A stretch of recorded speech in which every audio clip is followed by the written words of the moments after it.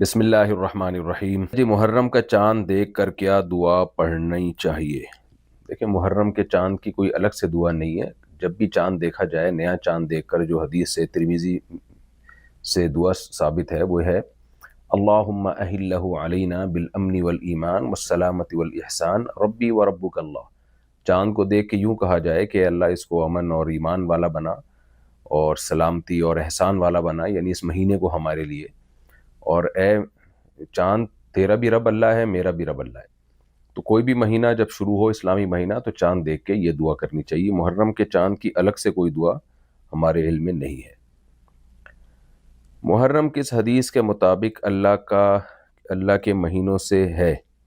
صحیح مسلم کی حدیث ہے جس میں نبی صلی اللہ علیہ وسلم نے محرم کو شہر اللہ الحرام کہ اللہ تعالیٰ کا مہینہ کہا ہے، شہر اللہ المحرم۔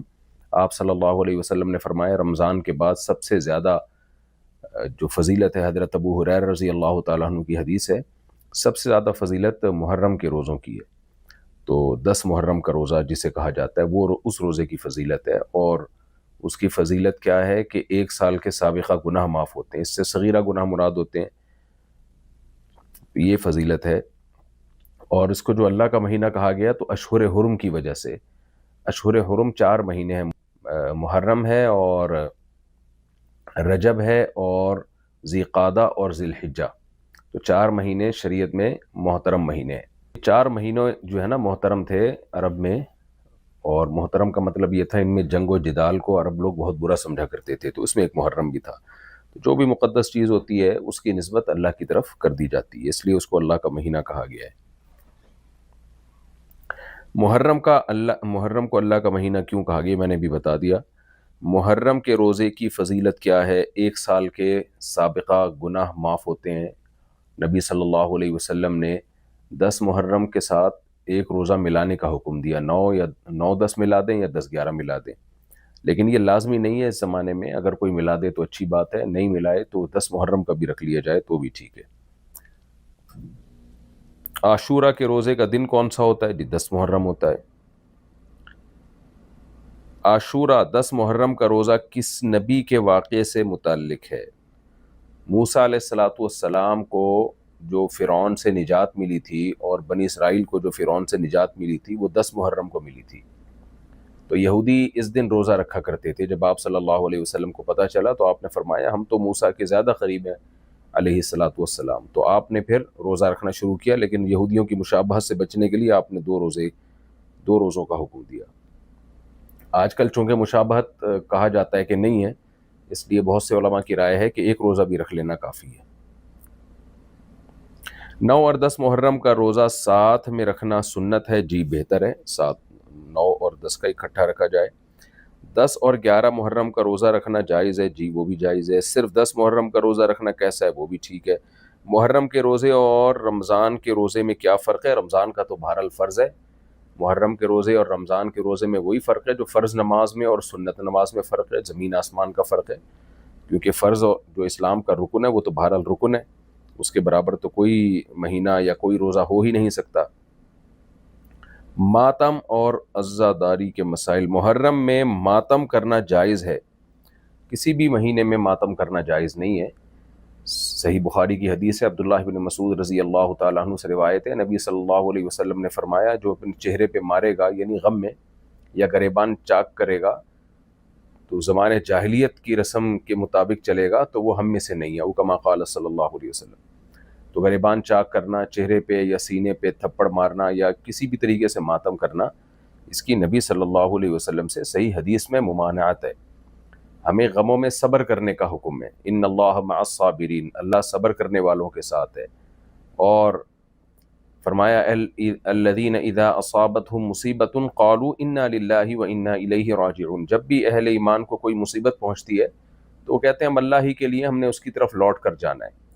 تو یہ ہو نہیں سکتا کہ اسلام جو ایک وسیع مذہب ہے، اتنا جامع دین ہے، وہ ہمیں یہ ہدایت ہی نہ دے کہ غم میں ہم نے کیا کرنا ہے۔ تو اللہ نے ہمیں ہدایت دی ہے، غم میں ہم نے صبر کرنا ہے، اور اس صبر میں ہم نے دعا پڑھنی ہے، اور ماتم یا یہ سب چیزیں ہم نے نہیں کرنی ہے۔ ان سب چیزوں کو زمانے جاہلیت کی رسم قرار دیا گیا ہے، زمانے جاہلیت میں ایسا ہوتا تھا۔ ماتم میں خون بہانا، زنجیر زنی کیسا عمل ہے؟ یہ بتا دیا میں نے، یہ سب ناجائز عمل ہے، ان سے اجتناب کرنا چاہیے۔ محرم میں جلوس نکالنا کیسا ہے؟ جلوسوں کا مقصد بھی یہی ہوتا ہے، غم منانا۔ میں نے بتایا کہ شریعت میں غم منانا جائز نہیں ہے۔ دیکھیں، غم ہونا تو ایک نیچرل ہے، فطری چیز ہے۔ آپ جب بھی کوئی غم کی خبر سنتے ہیں تو آپ کے آنکھوں میں آنسو آ جاتے ہیں، یہ غم ہوتا ہے آپ کو، یہ تو محبت کی علامت ہے۔ آپ کے والدین میں سے کسی ایک کی ڈیتھ ہو جائے، آپ جب اطلاع ملتی ہے تو انسان غمزدہ ہوتا ہے، لیکن یہ نہیں ہوتا کہ ہر سال اسی تاریخ پہ وہ رو رہا ہو، غم منا رہا ہو، یہ ناجائز ہے۔ تعزیت تو 3 دن تک ہوتی ہے۔ تو سیدنا حسین رضی اللہ عنہ جو سید شباب اہل الجنہ ہیں، سیدنا حسن اور حسین سیدہ شباب اہل الجنہ، جنت کے جوانوں کے سردار ہیں، ان پر کربلا میں بے انتہا ظلم ہوا، ظالمانہ قتل ہوا۔ جن لوگوں نے قتل کیا، اللہ ان بدبختوں کو عذاب دے، اور ان بدبختوں نے جو کچھ کیا ہے اللہ ان کو کیفر کردار تک پہنچائے، ان کے انجام تک پہنچائے۔ لیکن جب بھی یہ خبر ملے اور اس پہ پھر سوچ سوچ کے غم منانا، یہ شریعت میں اجازت نہیں۔ ہاں، جب آپ کو خبر ملے اور آپ کو نیچرلی قدرتی طور پر کوئی غم ہو جائے تو وہ تو فطری چیز ہے، تو یہ بلکہ محبت کی علامت ہے۔ لیکن سوچ سوچ کے اس کو، اور جلوس نکال کے، اور پھر مجلسیں منعقد کر کے، یہ شریعت میں جائز نہیں ہے، اس کی ہمیں کوئی مثال نہیں ملتی۔ حضرت عثمان رضی اللہ تعالی عنہ بھی شہید ہوئے تھے، بہت ہی ظالمانہ طریقے سے آپ کو شہید کیا گیا تھا۔ اسی طرح نبی صلی اللہ علیہ وسلم کے دور میں جو جہاد ہوا، جنگیں ہوئیں، آپ کے چہیتے شہید ہوئے، آپ کے لخت جگر شہید ہوئے میدان جنگوں میں، لیکن کہیں بھی نہیں ملتا کہ نبی نے ہر سال ان کا غم منایا ہو۔ حضرت جعفر طیار رضی اللہ تعالیٰ عنہ کی شہادت کی آپ کو خبر ملی، آپ کی آنکھوں سے آنسو جاری تھے، تو آپ کی جو ازواج تھیں حضرت جعفر طیار کی، تو ان کے رونے کی آواز باہر آئی، ان کے چیخنے کی آواز آئی، تو آپ کتنا غضبناک ہوئے۔ صحیح حدیث ہے کہ آپ نے کتنی سختی سے ان کو حکم دیا۔ اب جن کی جوان خوبصورت شوہر، بہادر شوہر، غیرت مند شوہر شہید ہو گئے، ان کی بیویوں کو چیخ و پکار کی اجازت نہیں دی جا رہی اس موقع پہ، یہ نہیں کہ اگلے سال، بلکہ اسی موقع پہ، تو اگلے سال کہاں سے اجازت دی جائے گی کسی کے غم منانے کی؟ تو اس لیے سیدنا حسین یا سیدنا حسن، ان سے محبت ہمارے ایمان کا حصہ ہے، لیکن ہم نے محبت بھی شرعی حدود کے اندر رہ کے کرنی ہے، اور محبت میں ہم نے اللہ کی حدود نہیں توڑنی ہے۔ تو اس لیے جب کوئی کربلا کا واقعہ سنتا ہے، پڑھتا ہے، اور اس موقع پر اس کے آنکھ سے آنسو نکل آئیں، بیان کرنے والے کی آنکھوں سے آنسو نکل آئیں، تو یہ تو فطری چیز ہے، نیچرل چیز ہے۔ لیکن سوچ سوچ کے اس میں پھر جلوس نکالنا، اور اس کو اس نیت سے واقعات کو سنانا کہ تاکہ لوگ روئیں، چیخیں، تو جو بہت جگہوں پر دیکھا ہے اس طرح کی محفلیں لگتی ہیں، یہ پھر شرعی حدود سے تجاوز ہے۔ محرم میں نئے کپڑے اور نئے جوتے پہننا کیسا ہے؟ دیکھیں، جب شیعہ لوگوں نے محرم کو منحوس سمجھنا شروع کر دیا تھا اور اس میں غم منانا شروع کر دیا، تو بعض لوگوں نے شیعوں کی مخالفت میں محرم کو ایک تہوار سمجھنا شروع کر دیا، یعنی ایسا معاملہ شروع کر دیا جیسے تہوار ہے، اس میں نئے کپڑے پہننا اور اس طرح کی، تو یہ بھی غلط ہے۔ محرم نہ تو کوئی تہوار ہے کہ جس میں خوشی منائی جائے، نہ کوئی غم کا مہینہ ہے کہ جس میں غم منایا جائے۔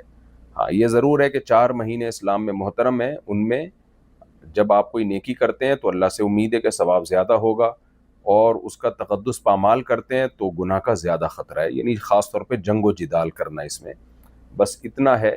تو اس سے جتنا شریعت نے جس کے بارے میں ہمیں بتایا، ہمیں اتنا ہی رہنا چاہیے، اس سے آگے جانے کی کوشش نہیں کرنی چاہیے۔ گھر میں ٹی وی بند کر دینا یا سر میوزک چھوڑ دینا صرف محرم میں کیسا ہے؟ اچھی بات ہے، صرف محرم میں نہیں کریں یہ کام، سفر میں بھی کریں اور ربیع الاول میں بھی کریں۔ تو باقی رمضان میں سب سے زیادہ برائیاں کرنا، کیونکہ وہ رمضان میں نیکیوں کا ثواب بھی کئی گنا بڑھ جاتا ہے اور گناہوں کا وبال بھی کئی گنا بڑھ جاتا ہے۔ تو محرم میں بھی برا ہے، سفر میں بھی برا ہے، ربیع الاول میں بھی برا ہے۔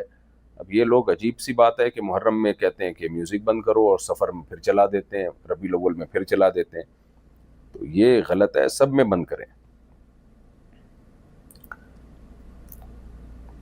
محرم میں صرف حضرت حسین کا غم ہی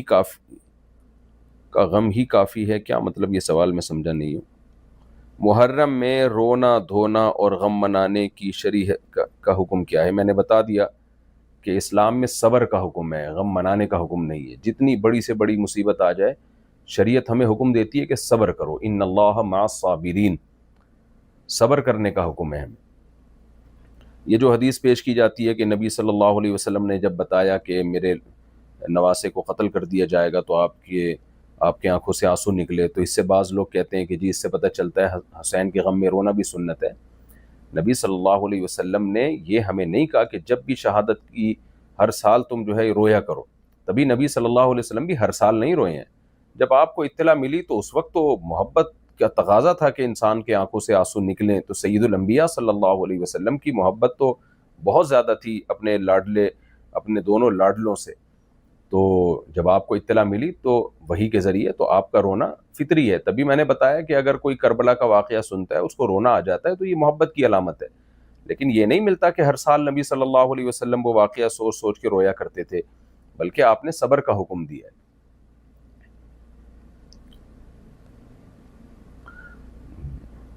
محرم کی عبادت اور عمل۔ محرم کی عبادت میں 10 محرم کا روزہ ہے، اور حدیث سے اتنا ہی ثابت ہے، الگ سے کوئی عبادت ثابت نہیں ہے۔ کوئی کرے تو اچھی بات ہے، عبادت تو ایسی چیز ہے آپ جتنی چاہے کریں، جب چاہیں کریں۔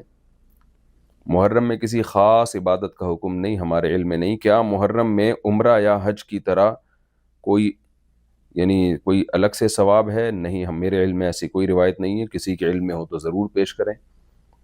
محرم کے پہلے 10 دنوں میں کون سی دعا مانگی جائے؟ کوئی مخصوص دعا ثابت نہیں ہے، جیسے باقی مہینوں میں آپ جو دعائیں مانگتے ہیں وہی محرم میں بھی مانگیں، اور الگ سے اس کی کوئی فضیلت بھی نہیں ہے دعاؤں کی۔ 10 محرم کو گھر میں کچھ خاص بنانا سنت ہے۔ بعض حدیثوں میں آتا ہے کہ اپنے اہل و عیال پہ جو عاشورہ کے دن خرچ کرے گا تو اللہ اس کے رزق میں برکت دے گا۔ اسی وجہ سے بعض علماء کا رواج ہے کہ عاشورہ کے دن گھر میں دسترخوان کو وہ وسیع رکھتے ہیں، لیکن میں نے جب ان حدیثوں کی تحقیق کی ہے تو ان میں کوئی بھی حدیث صحیح نہیں ہے، اور بعض علماء کہتے ہیں ٹھیک ہے صحیح حدیث تو نہیں ہے، لیکن تعدد طرق کی وجہ سے وہ حسن کے درجے کو پہنچ گئی ہیں۔ تو بات یہ ہے کہ ٹھیک ہے ضعیف روایات اگر کثرت سے ہوں تو وہ درجہ حسن کو پہنچ جاتی ہیں، لیکن اس میں شرط یہ ہے، خاص طور پر احناف کا تو بہت سخت اصولی موقف ہے کہ جب بھی کوئی حدیث مشہور حدیث یا متواتر حدیث کے خلاف ہوگی تو صحیح ہونے کے باوجود بھی وہ قابل قبول نہیں ہوگی۔ تو یہاں جو حدیث ہے، جو ضعیف روایتیں ہیں، وہ بخاری کی صحیح حدیث کے خلاف ہیں جس میں عاشورہ میں ہمیں روزہ رکھنے کا حکم دیا گیا ہے۔ تو اب روزہ اور دسترخوان وسیع کرنا ایک ساتھ جمع نہیں ہو سکتے۔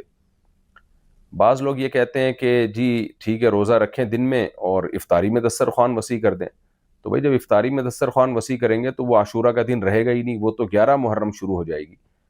تو بعض لوگ پھر یہ کہتے ہیں کہ نہیں وہ رات یہاں دن کے تابع ہے، تو کچھ بنتا نہیں ہے، بہت زیادہ تعویلات کرنی پڑتی ہیں۔ اس لیے علامہ ابن تیمیہ رحمہ اللہ کی رائے اس بارے میں یہی ہے کہ ایسا معلوم ہوتا ہے کہ جیسے شیعہ لوگوں نے اس دن کو منحوس دن قرار دیا، تو بعض شام کے لوگوں نے، سنیوں نے، ان کی مخالفت میں بھی تشدد کر کے اس کو گویا ایک خوشی کا دن قرار دے دیا، اور پھر خوشیوں میں کپڑے بھی اچھے پہنے جاتے ہیں اور دسترخوان وسیع بھی کیا جاتا ہے، کھلایا پلایا جاتا ہے۔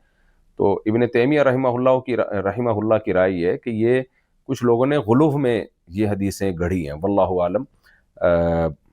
بہرحال روایات ہیں، اختلافی مسئلہ ہے، جب مسئلہ اختلافی ہوتا ہے اہل حق علماء کے درمیان تو اس میں تشدد اور غلو جائز نہیں ہے۔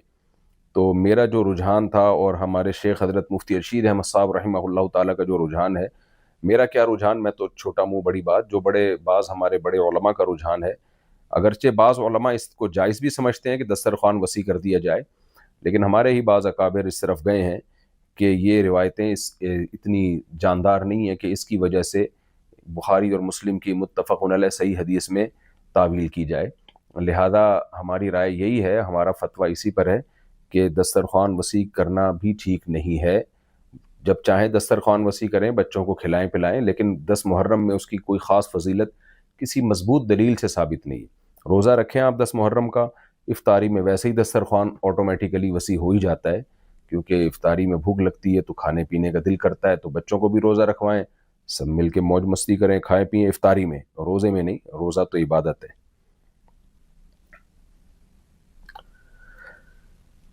کیا محرم میں کسی قسم کا صدقہ دینا مستحب ہے؟ نہیں، کوئی الگ سے فضیلت نہیں ہے، جیسے باقی مہینوں میں صدقہ افضل ہے، محرم میں بھی اتنا ہی افضل ہے۔ محرم میں مسجد میں خصوصی درس دینا سنت ہے، کوئی الگ سے سنت نہیں ہے، اس کی کوئی الگ سے کوئی فضیلت نہیں ہے۔ باقی کوئی دینا چاہے تو جیسے ہر مہینے میں روزانہ درس ہوتا ہے، محرم میں بھی ہو سکتا ہے۔ محرم میں فاسٹنگ اور چیریٹی کا کیا تعلق ہے؟ کوئی تعلق نہیں ہے، روزہ رکھنا 10 محرم کو رکھیں اور چیریٹی بھی روزے میں کریں تو روزے میں ویسے ہی ہر نیکی کا ثواب بڑھ جاتا ہے۔ سنی اور شیعہ محرم کس طرح مناتے ہیں؟ شیعہ کس طرح مناتے ہیں یہ آپ شیعوں سے پوچھیں، ہم چونکہ اہل سنت والجماعت میں سے ہیں۔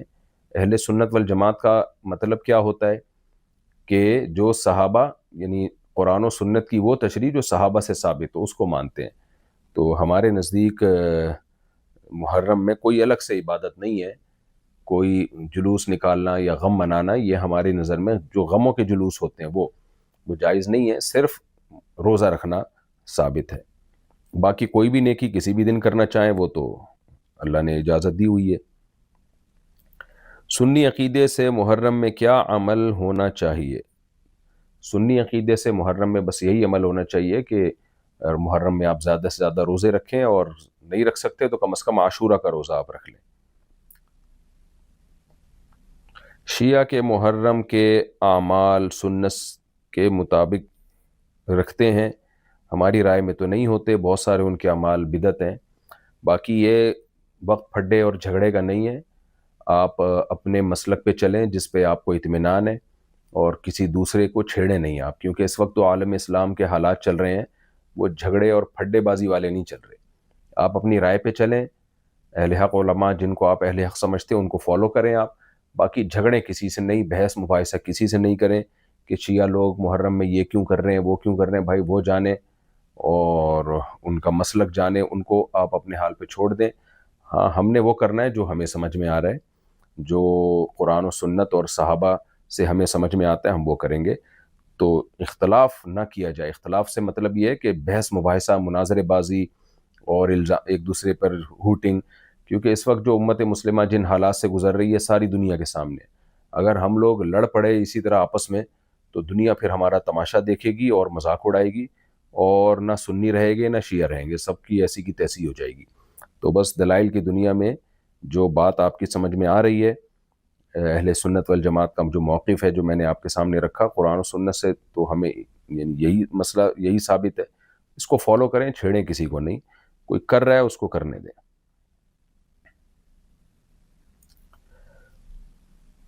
شیعہ لوگوں کا 12 امام کا عقیدہ سنت سے ثابت ہے؟ ہمارے رائے کے مطابق ثابت نہیں ہے۔ اسلام میں جو اصل امام ہیں وہ تو صرف سید الانبیاء محمد صلی اللہ علیہ وسلم ہیں، البتہ مجازاً امام کہا جاتا ہے، حدیث میں جو ہمارا رہبر ہوگا ان کو بھی ہم امام کہتے ہیں، تو ان کا مطلب یہ نہیں ہوتا کہ وہ کوئی معصوم عن الخطا ہیں، بلکہ مطلب یہ ہے کہ وہ ایکسپرٹ ہیں اپنی فیلڈ کے، لہذا اس فیلڈ میں ہم ان کو فالو کرتے ہیں، جیسے حدیث میں امام بخاری کو، امام مسلم کو۔ اسی طرح فقہ میں جو اہل سنت والجماعت کے امام ہیں وہ 4 ہیں، امام ابو حنیفہ، امام مالک، امام شافعی، امام احمد ابن حنبل، یعنی 4 سے مراد وہ جن کا فقہ مدون مرتب ہوا اور صدیوں تک چلا اور آج بھی بھرپور طریقے سے موجود ہے۔ تو ہمارے ہاں جو امام کا مطلب ہوتا ہے وہ یہ نہیں کہ وہ معصوم علی الخطا ہے، اس سے غلطی نہیں ہو سکتی، اس کی بات پتھر پہ لکیر ہے۔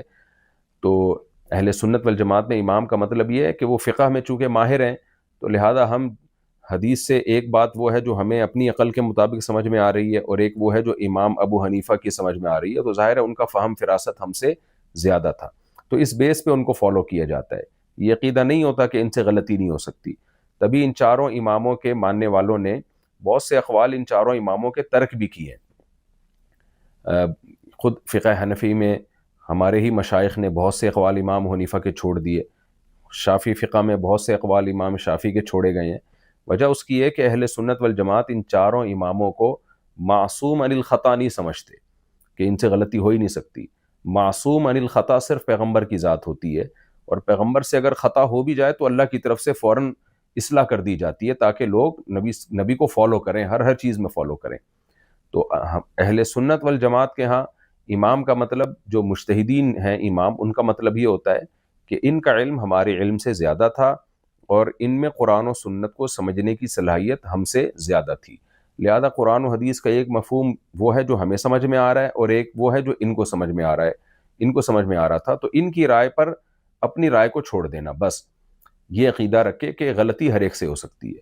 شیعہ حضرات کے ہاں امامت کا تصور کچھ اور ہے، وہ پھر آپ شیعہ لوگوں سے پوچھیں، وہ مجھ سے نہیں پوچھیں۔ اہل سنت والجماعت کو حسین رضی اللہ تعالیٰ عنہ سے محبت کا اظہار کیسے کرنا چاہیے؟ اہل سنت والجماعت کو سیدنا حسین سے محبت کا اظہار آپ کے مناقب کو بیان کر کے کرنا چاہیے، آپ کے فضائل جو احادیث میں بہت سارے ہیں، تاریخ کی کتابوں میں بہت سارے ہیں، اور جیسے ہم ابو بکر رضی اللہ تعالیٰ عنہ کی فضیلت بیان کرتے ہیں، خلفۂ راشدین کی فضیلت بیان کرتے ہیں، اور دیگر اصحاب رسول کی، جن میں سیدنا معاویہ بھی ہیں، حضرت ابو سفیان بھی ہیں، سارے صحابہ ہمارے آنکھوں کے تارے ہیں، ان سے اگر کوئی غلطی ہوئی بھی ہے تو ان کی نیکیوں کا پلڑا اتنا بھاری ہے کہ وہ غلطیاں اللہ معاف کر دے گا، یہ ہمارا عقیدہ ہے۔ اور سیدنا حسن و حسین تو سیدہ شباب اہل الجنہ ہے، جنت کے جوانوں کے سردار ہیں، نبی کے لاڈلے ہیں، اور نبی صلی اللہ علیہ وسلم کا نسب مبارک بھی آپ سے چلا ہے، تو یہ فضیلت ہے، اس فضیلت کو بیان کرنا چاہیے۔ تو یہ ہمارے نظر میں محبت کے اظہار کا طریقہ ہے، اور آپ کی تعلیمات کو فالو کرنا چاہیے۔ کسی کی سے محبت، سب سے بڑی بات یہ ہے کہ آپ اس کی تعلیمات کو فالو کریں۔ تعلیمات کو فالو کیا نہیں جائے اور محبت کا اظہار کیا جائے تو یہ تو پھر محبت نہ ہوئی۔ محبت تو یہ ہے کہ جب آپ کسی سے صحیح میں محبت کرتے ہیں تو ان کے احکامات، ان کی تعلیمات کو فالو کرتے ہیں آپ۔ محرم میں ہماری سوچ اور عمل کا رخ کیا ہونا چاہیے؟ ہماری سوچ اور عمل کا رخ یہ ہونا چاہیے کہ سیدنا حسین رضی اللہ تعالی عنہ نے حق کی خاطر اپنی جان دے دی، غیرت پہ سمجھوتا نہیں کیا، اور ہم سب ہو چکے ہیں، ہم بغیرتی پہ سمجھوتا نہیں کرتے، ہم الٹا چلتے ہیں، حق کے لیے آواز نہیں اٹھاتے، اور اگر آواز اٹھاتے بھی ہیں تو اس میں اپنا مفاد ہوتا ہے۔ تو یہ سب چیزیں ہمیں سیدنا حسین رضی اللہ تعالیٰ عنہ کی سیرت سے سیکھنی چاہیے کہ آپ نے غیرت اور حمیت پر سمجھوتا نہیں کیا۔ ایک ظالم بدبخت کے سامنے آپ جو ہے یہ خوب سمجھ لیں، سیدنا حسین بغاوت کے لیے نہیں نکلے تھے کربلا میں۔ اگر آپ ریاست کے خلاف بغاوت کے لیے نکلے ہوتے تو خواتین اور بچوں کے ساتھ نہ نکلے ہوتے، پوری فوج لے کے نکلے ہوتے۔ آپ تو تفتیش احوال کے لیے گئے تھے، اور زبردستی آپ کو گھیر کے آپ کو جو ہے ظلماً قتل کیا گیا، جو تاریخ کا ایک بدترین ظلم تھا۔ تو ہمیں سبق ملتا ہے کہ اللہ والے لوگ، نیک لوگ، ضروری نہیں کہ اس دنیا میں ان کو ترقیاں ملیں، بعض دفعہ ظالم کو ترقی ملتی ہے، اور جو مظلوم ہوتا ہے، جو حق پر ہوتا ہے، وہ شہید ہو جاتا ہے۔ تو اس لیے یہ دنیا دار الامتحان ہے، یہ دار العمل ہے، یہاں امتحان ہے، عمل ہے، نتیجے کی زندگی نہیں، نتیجے کی یہ جگہ نہیں ہے۔ تو جب اللہ کے نبی کے لاڈلے سیدنا حسین رضی اللہ تعالیٰ عنہ کے ساتھ ظلم ہو سکتا ہے، آپ شہید ہو سکتے ہیں، اور دنیا کے لحاظ سے تو اس کو ناکامی سمجھا گیا نا، یعنی جو کوفہ کا بدبخت لانتی گورنر تھا، جس کے ہاتھ رنگین ہوئے سیدنا حسین کی شہادت سے، تو وہ تو اپنے آپ کو کامیاب سمجھ بیٹھا نا کہ جو وہ چاہتا تھا اس نے کر لیا۔ لیکن کیا کوئی ذرا سے ایمان والا شخص بھی یہ سمجھ سکتا ہے کہ وہ کامیاب تھا؟ ظاہر ہے اس نے زندگی بھر کی لعنت اور زندگی بھر کی نحوست اپنے ذمے لے لی۔ تو ہمیں سبق لینا چاہیے کہ یہ دنیا دار فانی ہے، اس کی کامیابی اور اس کی ناکامی اصل نہیں ہے۔ حضرت زکریا علیہ السلام کو آرے سے چیر دیا گیا تھا، کتنے پیغمبروں کے ساتھ ظلم زیادتیاں ہوئی، سیدنا عثمان رضی اللہ تعالیٰ عنہ کے ساتھ کیا ہوا، حالانکہ آپ عشرہ مبشرہ میں سے ہیں، سیدنا عثمان رضی اللہ تعالیٰ عنہ، آپ کو دنیا میں اللہ نے جنت کی بشارت دی ہے، لیکن کیسے شہید کر دیے گئے۔ تو یہ دنیا کی کامیابیاں اور خوشیاں، اس سے کبھی ہمیں دھوکے میں نہیں آنا چاہیے، کبھی اللہ کی نعمت بھی ہوتی ہیں اور کبھی اللہ کی طرف سے عذاب بھی ہوتی ہے۔ یہ بہت بڑا سبق ملتا ہے ہمیں سیدنا حسین رضی اللہ تعالیٰ عنہ کے واقعے سے۔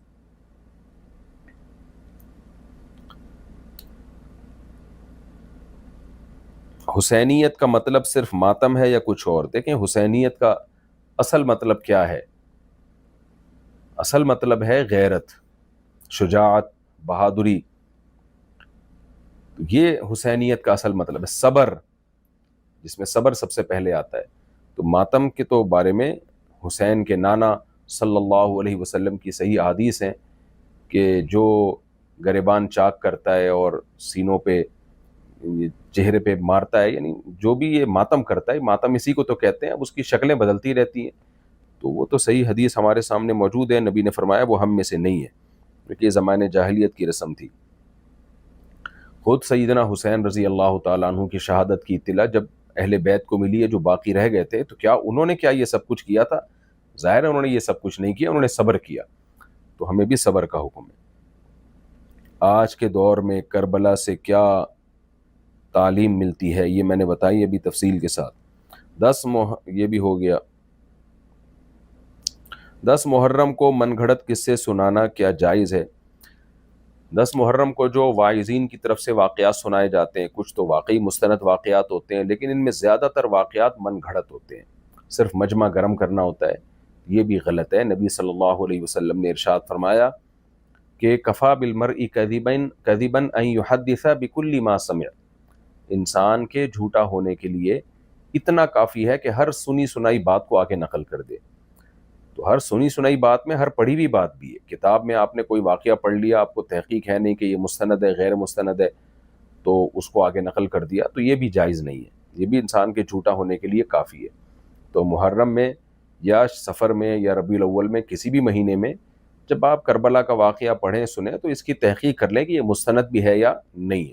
کیونکہ بہت زیادہ بعض لوگ، مبالغہ میں نہیں کہہ رہا سب کرتے ہیں، لیکن بہت سے لوگ اس میں جھوٹے قصے بھی داخل کر دیتے ہیں مجمع گرم کرنے کے لیے، اور اس کو گویا ایک طرح کے وہ کیا کرتے ہیں کہ لوگوں کو یعنی یہ بھی گویا تفریح کا ایک وہ بنا دیتے ہیں، اس کو بھی عنصر، ایک انٹرٹینمنٹ کا جو ہے اس میں عنصر پیدا کرنے کی کوشش کرتے ہیں. آپ کہہ سکتے ہیں انٹرٹینمنٹ کیسے ہو سکتی ہے کسی کا غم سنا کے؟ تو غم میں جب بہت زیادہ جھوٹے قصے ڈال دیے جائیں نا اس کے اندر. دیکھیں ہمارے نزدیک سیدنا حسین کا قتل ہی اتنا بڑا ظلم اور اتنا بڑا غم کا واقعہ ہے کہ یہی عرش کو ہلا دینے کے لیے کافی ہے.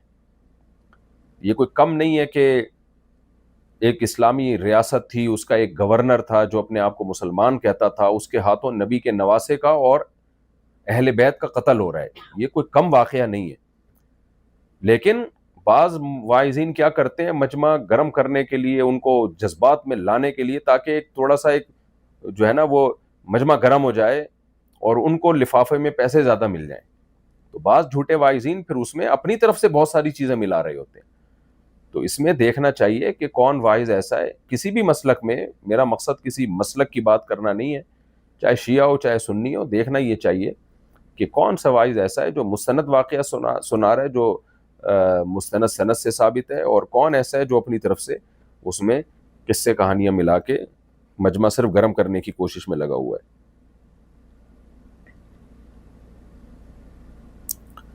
محرم میں غم دکھانے کے لیے کالے کپڑے پہننا جائز ہے؟ جائز نہیں ہے. میں نے بتایا غم منانا جائز نہیں ہے. غم ہو جائے تو ایک الگ بات ہے، لیکن اسپیشلی اس کو باقاعدہ طریقے سے منانا اس کی اسلام میں اجازت نہیں ہے. محرم میں دسترخوان وسیع کرنا، یہ مسئلہ میں ابھی تھوڑی دیر پہلے تفصیل سے بتا چکا ہوں. اچھا، محرم میں حلیم بنانا کیا بدعت عمل ہے؟ جی بالکل بدعت عمل ہے. دین جو ہے وہ مکمل ہو چکا. نبی صلی اللہ علیہ وسلم کے دنیا سے جاتے ہی اب اس میں کوئی بھی چیز ایڈ کی جائے گی تو وہ دین میں اضافہ ہوگا. محرم میں منت مانگنا کیا جائز ہے؟ بعض لوگ یہ بھی سمجھتے ہیں کہ محرم میں منت مانی جائے تو وہ پوری ہوتی ہے، تو اس کی بھی کوئی دلیل نہیں ہے. اور اسپیشلی یہ سمجھ کے محرم میں منت ماننا کہ اس میں زیادہ ثواب ملے گا یا منت پوری ہوگی، یہ بھی جائز نہیں ہے، گناہ ہے. کہ آپ نے اپنی طرف سے کیوں شریعت کے کہے بغیر کسی مہینے کو منت کے لیے خاص کر لیا آپ نے. قربانی کا گوشت محرم تک رکھ کر کھانا جائز ہے؟ قربانی کا گوشت جب تک چاہیں آپ رکھ کے کھائیں، لیکن بعض لوگ اس لیے محرم تک رکھتے ہیں کہ انہوں نے حلیم بنانا ہوتا ہے اس میں. تو میں نے بتایا محرم میں حلیم کو کوئی فضیلت دینا جائز نہیں ہے، اور آج کل لوگ فضیلت ہی دیتے ہیں، اس لیے اوائڈ کرنا چاہیے اس سے۔ محرم میں سبیلیں لگانا جائز ہے، یہ شیعہ حضرات یہ کام کرتے ہیں، ان کے مسلک میں ایسا ہی ہے۔ میں نے بتایا کہ آپ ایک چیز کو فالو کریں، ہمارا جو منہج ہے اہل سنت والجماعت کا، وہ منہج شیعہ حضرات سے مختلف ہے۔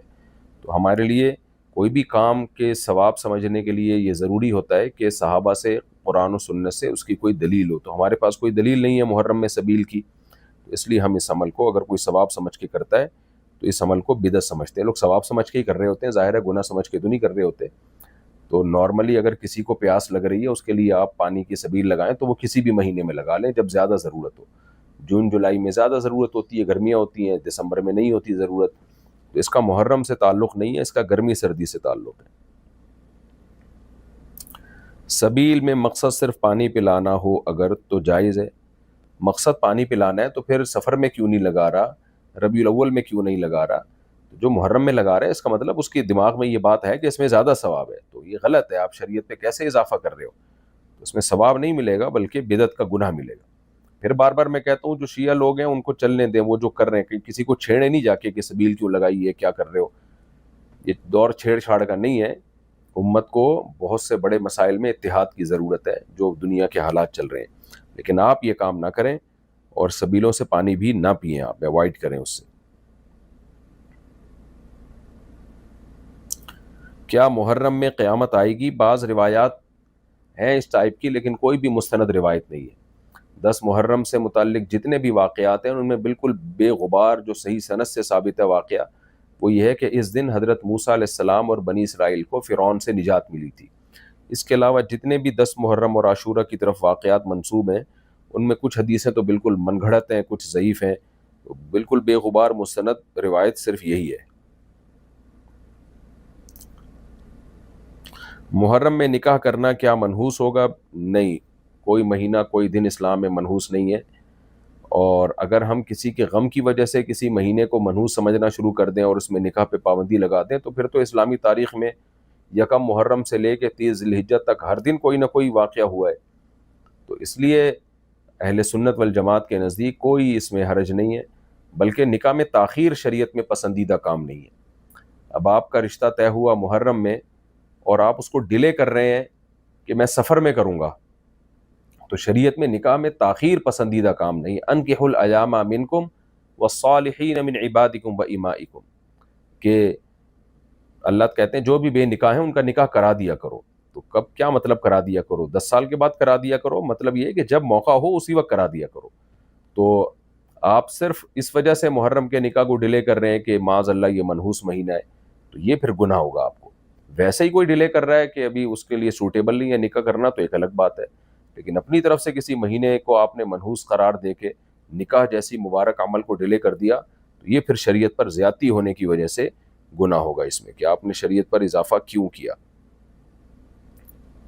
بعض لوگ کہتے ہیں اگر اس مہینے میں آپ کے ابا کا انتقال ہوا ہوتا تو آپ نکاح کر لیتے۔ بالکل کر لیتے اگر 1 سال گزر چکا ہوتا۔ ہاں، جس وقت انتقال ہوتا ہے اس وقت تو انسان رو رہا ہوتا ہے، غمزدہ ہوتا ہے، اس کی توجہ ہی نہیں جاتی نکاح وغیرہ کی طرف، وہ ایک الگ بات ہے۔ لیکن اگلے سال جب وہی مہینہ آئے گا تو اس میں سب لوگ کر رہے ہوتے ہیں۔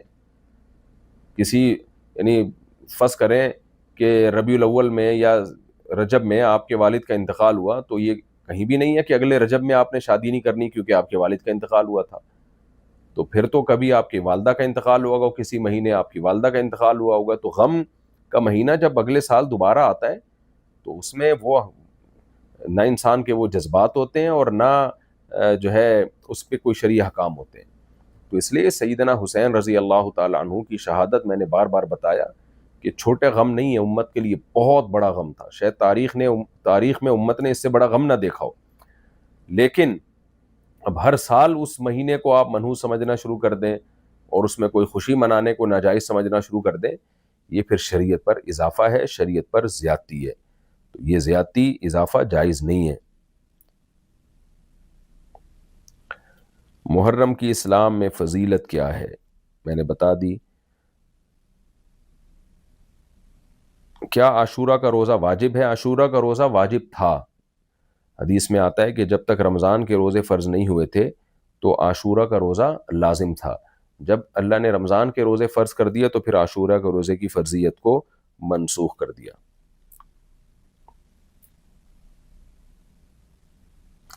محرم میں امام بارگاہ میں جا کر منت مانگنا جائز ہے؟ شیعہ حضرات کرتے ہیں، ان کو کرنے دیں، آپ نہ کریں یہ کام. محرم میں نوحہ مرثیہ یہ بھی ہو چکا ہے. محرم اور سفر میں نکاح کرنا، لوگ محرم میں بھی نکاح کو منحوس سمجھتے ہیں، سفر میں بھی. تو کوئی مہینہ اسلام میں منحوس نہیں ہے، ہر مہینے میں آپ کے لیے نکاح کرنا جائز ہے. یہ کچھ مسائل آئے ہوئے تھے محرم سے متعلق جن کا میں نے جواب دیا. باقی نبی صلی اللہ علیہ وسلم کی صحیح حدیث ہے، من احدث فی امرنا ھذا ما لیس منہ فہو رد. جو ہمارے دین میں کوئی بھی نئی چیز ایجاد کرے جس کا ہمارے دین سے تعلق نہیں ہے تو وہ چیز مردود ہے. تو سیدنا حسین رضی اللہ تعالیٰ عنہ بھی اگر آج ہمارے درمیان موجود ہوتے تو وہ بھی یہ سب کچھ دیکھ کے خوش نہ ہوتے. یہ سب کچھ جو آج محرم میں ہو رہا ہے یہ سیدنا حسن اور سیدنا حسین رضی اللہ عنہما کی تعلیمات کے بھی خلاف ہے، اہل بیت کی تعلیمات کے خلاف ہے. تو اللہ تعالیٰ ہمیں سنت کو فالو کرنے کی توفیق عطا فرمائے.